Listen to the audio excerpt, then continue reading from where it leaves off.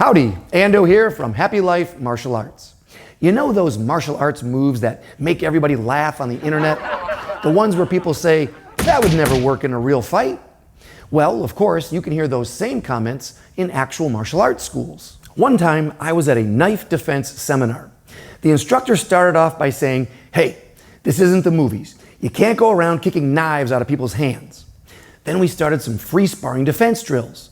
A guy got up, boom, kicked the knife right out of the teacher's hands. We all had a good laugh. Then the next round started. Same guy, boom, he did it again. Speaking of knives, I also recently saw a video of a woman being robbed in a convenience store by a guy with a large knife. The woman grabbed the blade of the knife, flipped it around, and then chased him out of the store with it. Now, are you going to hear many self-defense teachers telling their students to grab the blade of a knife? No. But did it work in that instance? Yes. So what's going on? How do you know if a technique is going to work in real life or not? The answer is you don't. Look, anyone can be killed. Let's just start with that fact. It doesn't matter what you train or how you train. Anyone can be outnumbered, caught off guard, or make a mistake.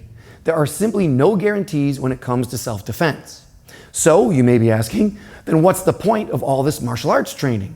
It's all about playing the odds. The odds are, for most people, most of the time, some training is better than no training. The odds are, for most people, most of the time, keeping your hands up will keep you from being knocked out. For most people, most of the time, facing your attacker will be safer than turning your back. And for most people, most of the time, the odds are that kicking at the knee will be safer than kicking at the head. That's what training is all about. Building habits that work for most people, most of the time. So, if that's true, then where do all the fancy moves fit in? Consider MMA. Just when someone says, that fancy technique would never work in the cage, somebody does it. Spinning head kick, jumping off the fence, rolling in for a leg lock, passing guard with a backflip. You name it, I'll bet you can find a clip of somebody doing it. Which is why I always say, no technique works all the time, and any technique can work sometime. But if you're playing the odds, then you should practice the rear naked choke. The rear naked choke is statistically the most successful submission in UFC history. Now, does that mean that a front choke or an Ezekiel choke won't work? Not at all. They just don't work as often. Of course, combat sports is far more predictable than real-life self-defense. In real life, you don't know when you'll be attacked, how big the guy will be, whether he's got buddies with him, whether they're armed, whether they just want to rob you, beat you up, or kill you. You also don't know where you're going to be. How do you feel? Who are you with? And what are you carrying? Therefore, we train to build the best habits we can and hope it'll all work out.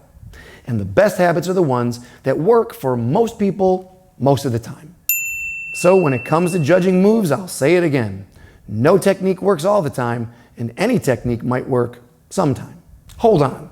Is all this talk about what works and what doesn't really the most important question? No. The most important question is not about the technique. It's about the person doing the technique. If you get caught off guard and then freeze up, it doesn't matter what techniques you know. You're in trouble. But if you train to stay calm, trust your training, and trust your instincts, well, then you'll have the capability to try just about anything. Maybe you'll do a technique you've practiced 1,000 times before. Maybe you'll do something you've never done before.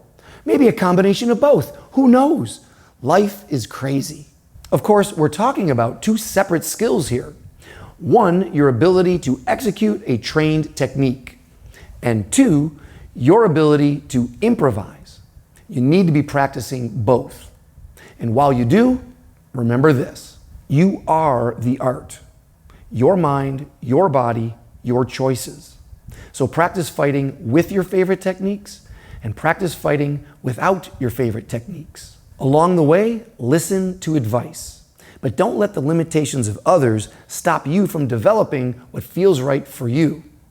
That crazy move that everyone's laughing at today might become your go-to signature move that either wins you a tournament or saves your life. Bottom line, I wouldn't walk around saying this move or that move won't work in a real fight.